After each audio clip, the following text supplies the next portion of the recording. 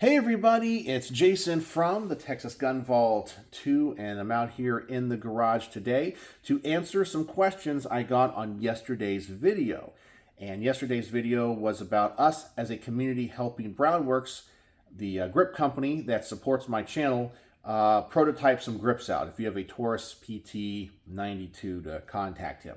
But in the comment section of that video, and I guess there were a lot of other gun channels talking about it yesterday, it was the new ATF rule, or the proposed rule that's supposed to go into effect in 30 days or 29 days, which changes the definition of who is in the business of firearms and who is required to have an FFL to transfer a gun.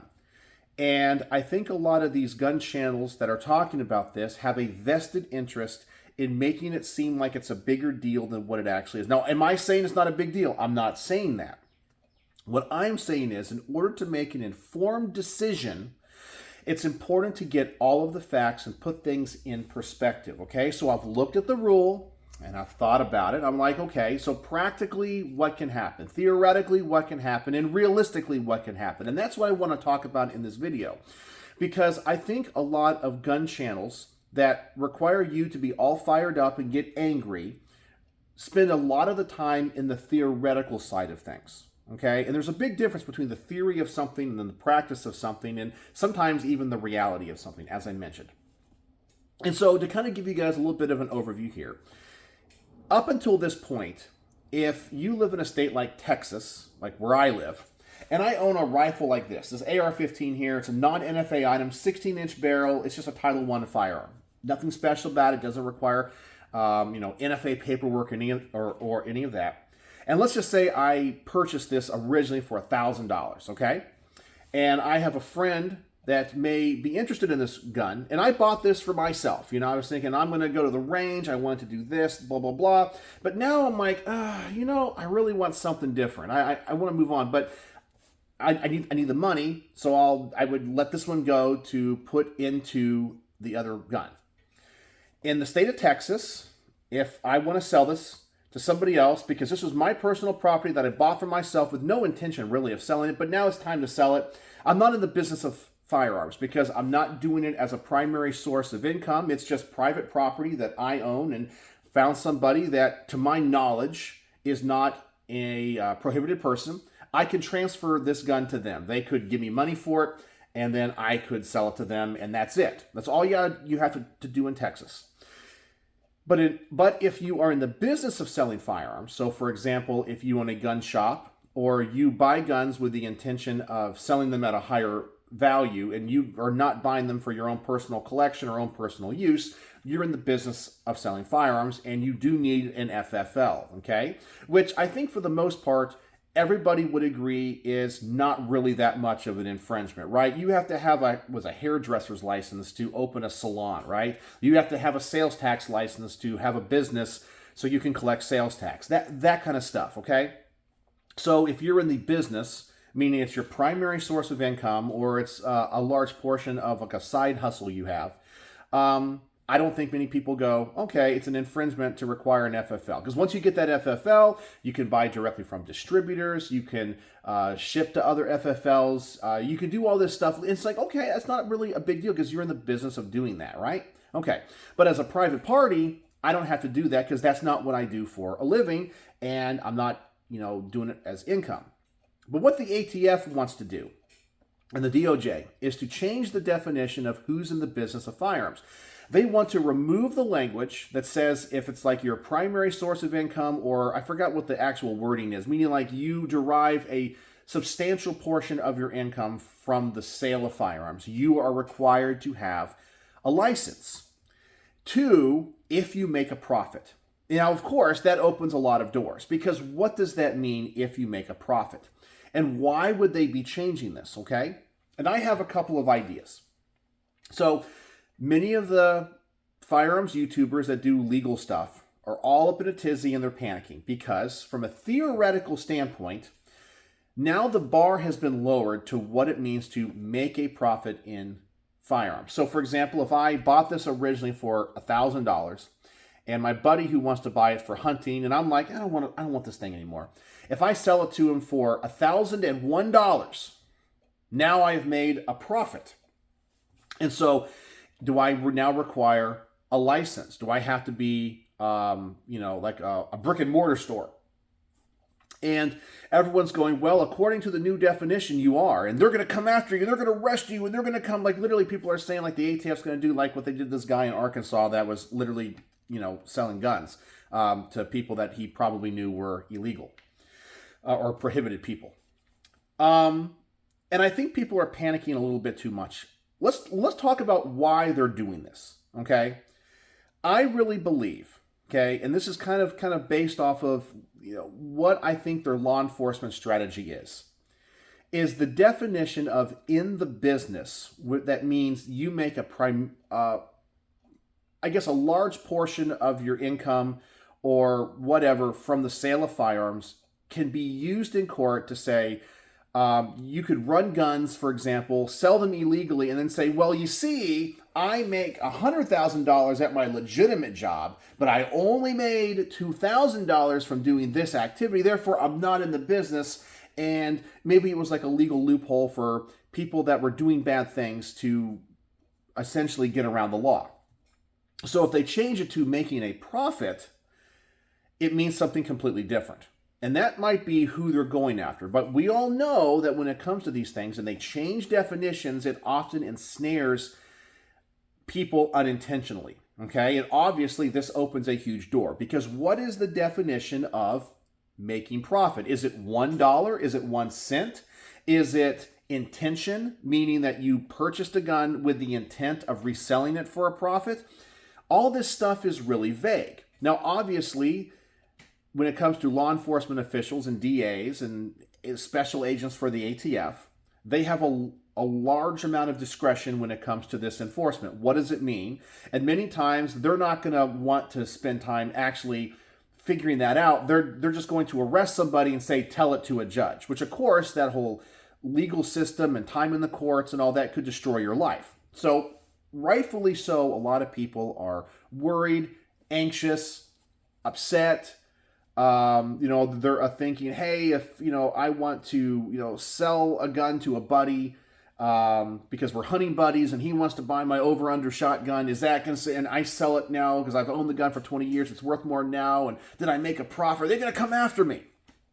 And of course, everyone's all upset. So I want to talk about the theoretical, the practical, and the realistic aspects of this law change, okay? And why I don't think most people need to be as upset as they are, okay? Now, it doesn't mean this is not bad and we shouldn't pay attention, but I also think it's not the end of the world like a lot of people think it is, right? One of the things on my channel, I just go, whoa, whoa, whoa, calm the F down. And this is another one of those moments I'm coming to you guys and saying, calm the F down, because it's not as bad as you think. Okay, so let's talk about the theoretical.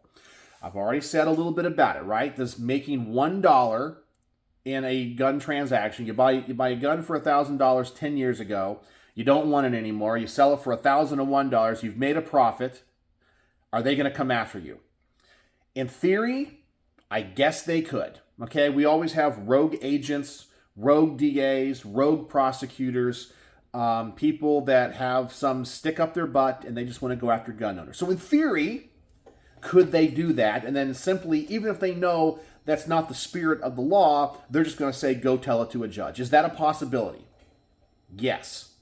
Theoretically, could they be now looking at places like Gunbroker? Well, not really Gunbroker, because all those transactions have to go through an FFL anyway. But maybe like a Texas Gun Trader, or like a local ad site or a gun show or whatever. Are they going to be looking at that and scrutinizing things more? I really think the answer is yes, but I think they're going to do that whether or not this law is changed or the definition is changed anyway. So I don't think that really affects much. But yes, I do think they're going to be much more judicious in their observations and investigations. But in theory, too, is this going to affect all the states that already have universal background checks? The answer is no. Is this going to affect anybody in California? No, because it's already illegal to sell a gun without going through a dealer. Okay? So what this thing doesn't change is that, for example, let's say I bought this for $1,000 and I go to an FFL and transfer it to somebody for $10,000, okay? I make a huge profit on that gun.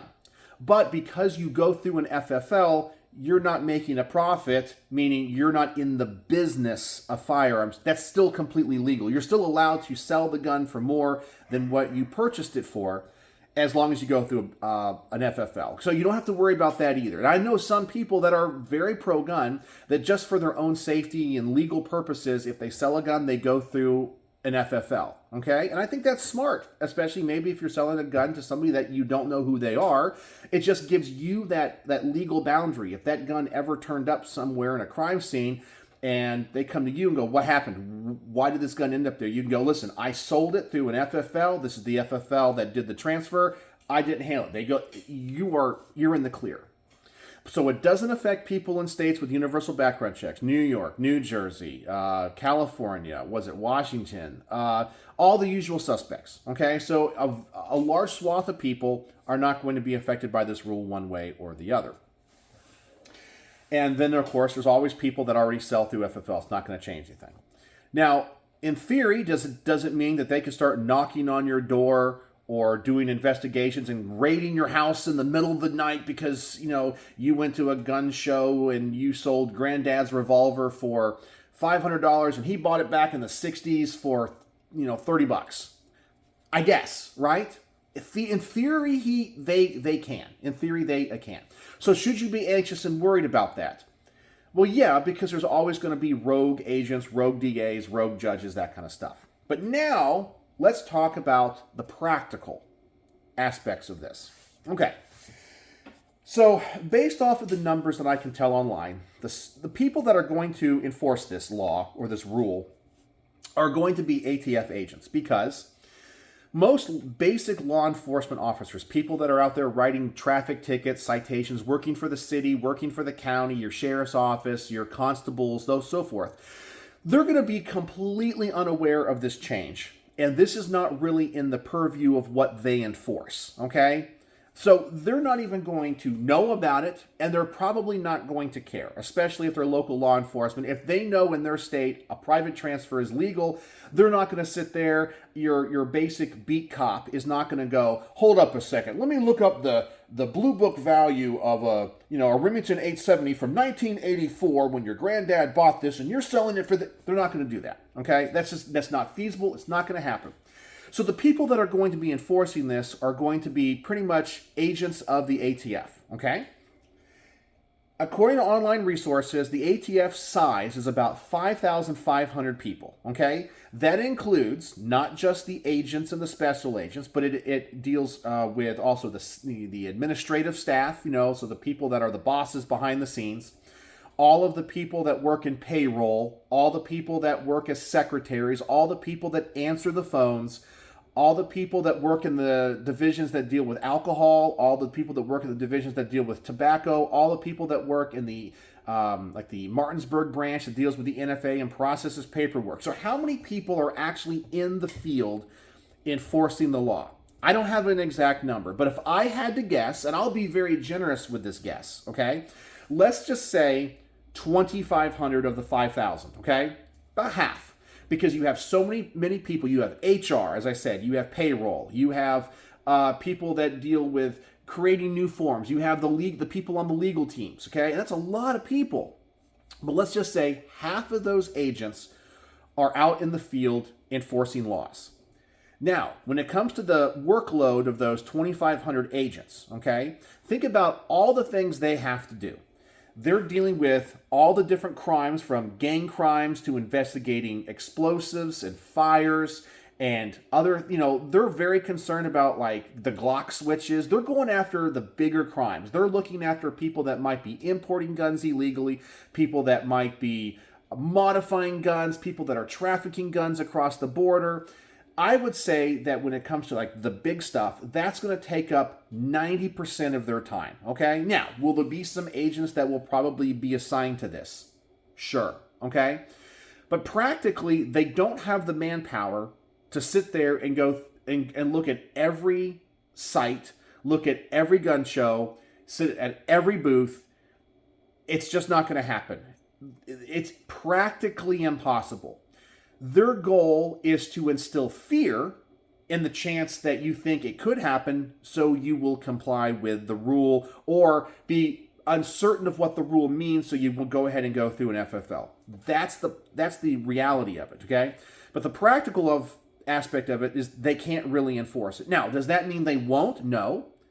But practically, they can't. So it's like buying a scratch-off lottery ticket, or sorry, playing like the Powerball. Is there a chance you'll win the Powerball? There is a chance you could win the Powerball. But the chances are very low. It's kind of like, think about like bump stocks, for example. We all know that according to the ATF's low estimates, all the bump stock companies sold 800,000 of these things, okay? And we know the numbers of the people that turned them in. It was very low, right? Very low. We're talking like in the couple of hundreds. And I think a lot of that had to do with like companies' inventory, right? I want to say like 35 got turned in. So everyone else was supposed to dispose of them, destroy them, cut them up, whatever they were supposed to do. How many people actually did that? I don't know. I can say that I've been in the gun world for a while. I know people that, are into this stuff. I don't know personally of one story, anecdotal or not, of people that got rid of their stuff. Now, I don't ask questions. Doesn't mean they didn't do it. But let's just be realistic here, okay? And then ask yourself, how many people have the ATF gone after for the possession of bump stocks? Now, have there been? The answer is yes, okay? But many times, these are people that have used these in the commission of crimes or flaunted them or the like, okay? I don't know of anybody that may have bought one back in, let's say, I don't know when they came out, 2012, 13, whenever they came out. And they bought it at Joe Bob's gun store. And then last year, because they're combing through receipts of the gun store or whatever, and they're like, wait, well, hold on a second. Larry bought one of these, and we don't know if he turned it in or not. We're going to go raid his house. No, they're not doing that. There's no stories like that. They have to assume you did what you were supposed to do. So it's kind of like out of sight, out of mind. As long as you don't use it in the commission of a crime and don't go out and flaunt it and so forth, they're never going to know, right? That's the practical aspect of this. Now, I think this law or this rule change is the same thing. They don't have the manpower to enforce it, okay? And if you don't go out like this idiot did in Arkansas, where you buy 20 of the same gun, and then the very next day you go to a gun show and sell your collection, I don't really think the ATF is going to even notice or care. Do you have any idea how many private gun transactions happen every single day between, all the states, and probably even the states where they're not supposed to happen? Could you even imagine how many private sales happen all the time? And that could be because there are people that are not going to follow the law. There are people that are ignorant of the law, that they just don't know, right? And then there's going to be people that are just going to be like, well, it's my property, and I know it's legal to sell to somebody else, and I want to get rid of my collection. They're not thinking in these terms. They're just doing what they think they can do. You know how many... It's impractical for them to even try to enforce this. Now, does that mean they won't? No. I'm sure they're going to try to find the people that are flagrantly...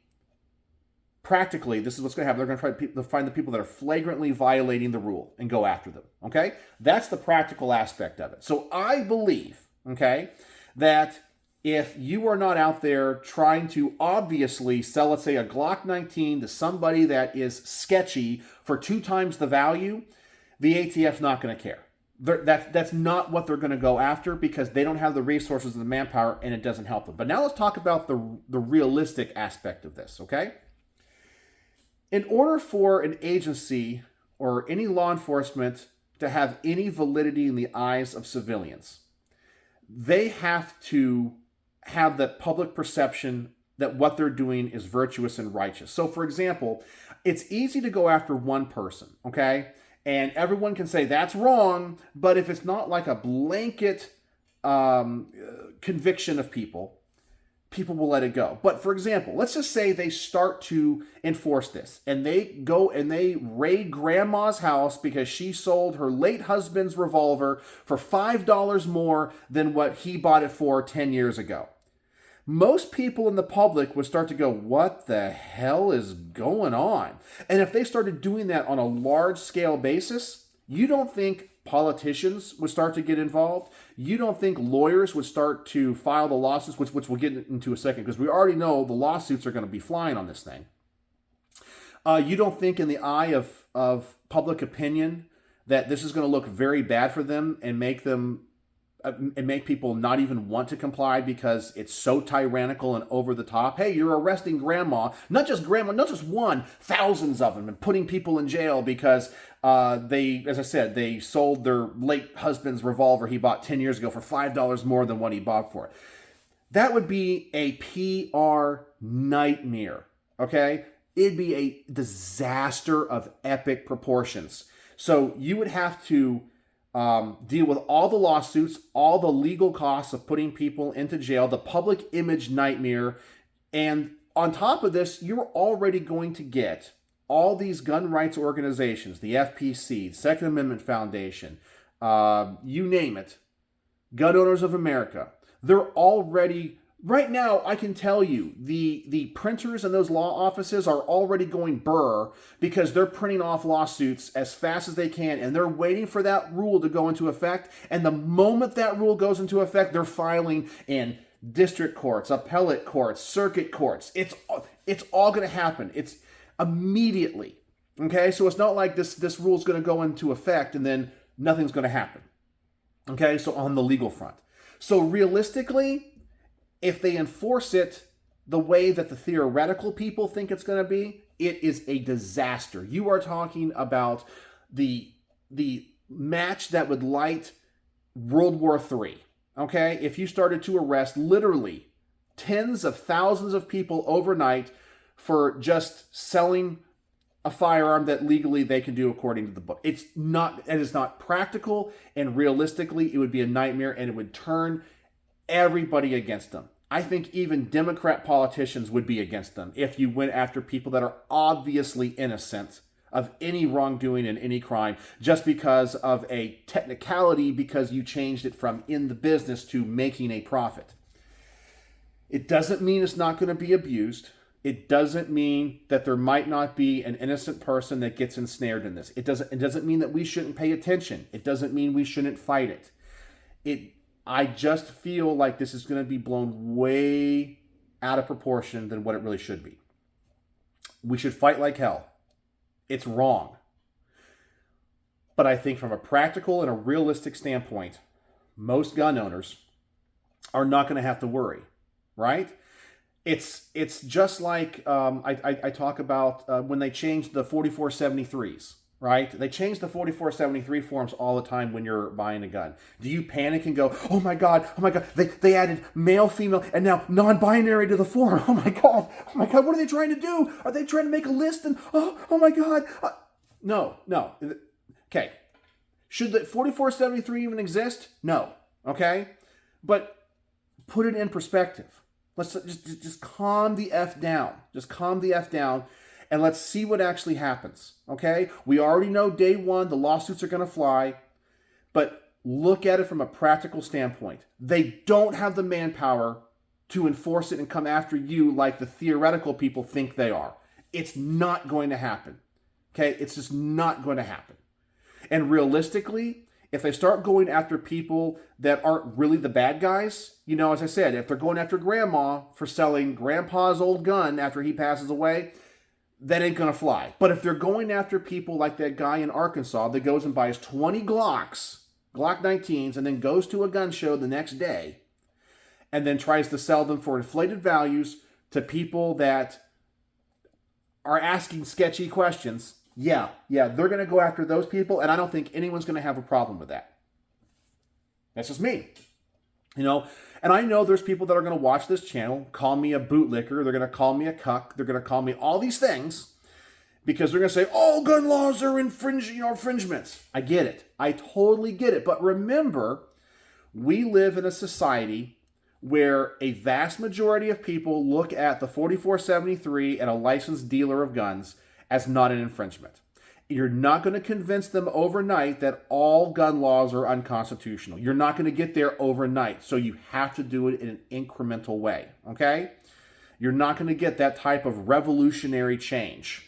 So you have to be smart about it. And because we live in a society where literally 90 people would vote against you and fight against you if you said, all these gun laws are unconstitutional, you're not going to win, and then you're going to lose other things as well. You're going to lose other liberties as well, because the politicians that will get elected to fight you will also want to take other of your liberties, your freedom of speech, your right to a speedy trial, and so forth. They'll take those too, right?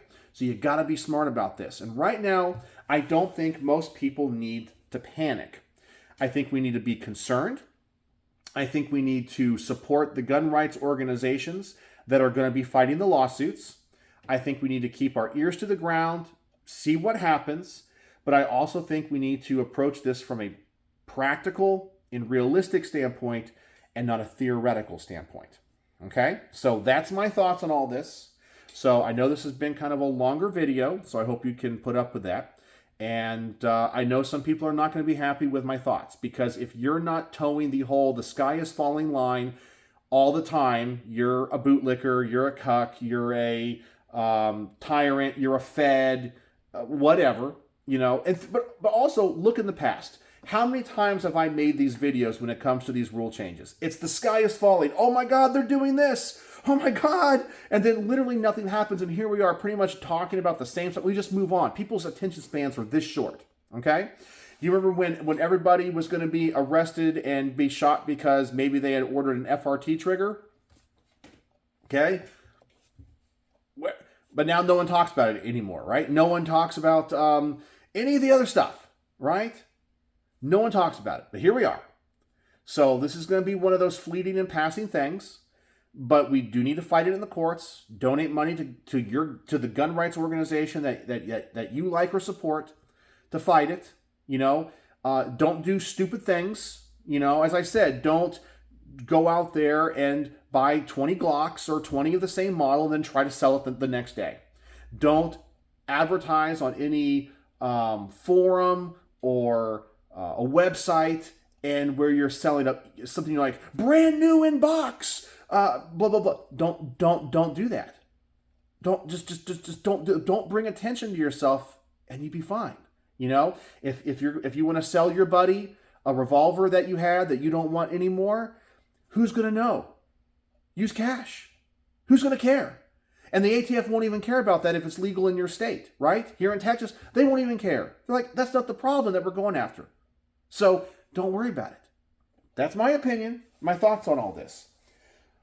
So tell me what you guys think. And have you guys been seeing all of the other fear-mongering channels go absolutely apeshit over this stuff? Because I know I have. So anyway, that's all I got to say on this. What do you guys think? Theoretical, practical, realistic. Where do you fall when it comes to your thoughts on what is actually going to happen? Because I kind of fall into the practical, realistic camp. So, if you made it to the end of this almost 30-minute video, what's the word of the day? Word of the day. Word of the day is going to be rule, because that's what they're changing. No, I tell you what, I'm changing it. I decided I'm changing it. It's going to be profit, because that's what the rule change is going to be. Profit is the word of the day. If you made it to the end, and I know that you're a true vault dweller here at the Texas Gun Vault. So let me know your thoughts. Did I make you mad? Did I confirm any suspicions? Did I change your mind? Let me know in the comment section below. And, as always, thanks for watching.